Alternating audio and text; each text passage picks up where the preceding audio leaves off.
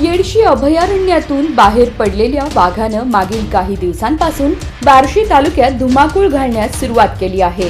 कोरेगाव वनपरिक्षेत्र आणि परिसरात त्याचा वावर स्पष्ट दिसून आला होता. पण वनविभाग आणि रेस्क्यू पथकाच्या सर्व उपाययोजना करूनही अद्याप वाघाचा थांगपत्ता लागलेला नाही. वाघाला शोधण्यासाठी ड्रोन, ट्रॅप कॅमेरे आणि सापळे लावण्यात आले आहेत. पण वाघ अत्यंत चतुरपणे आपल्या हालचाली बदलत असल्यानं वन विभागाला यश मिळत नाहीये.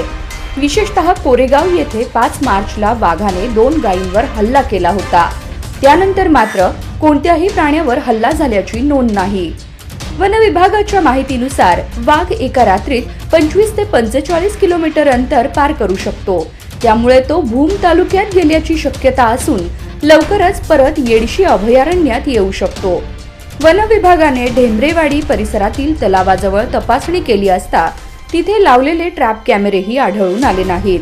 त्यामुळे वाघानं या भागातून स्थलांतर केलं असावं असा अंदाज आहे. सध्या वन विभाग आणि रेस्क्यू पथकाने शोध मोहीम तीव्र केली असून लवकरच वाघाचा ठावठिकाणा लागेल अशी अपेक्षा व्यक्त केली जात आहे.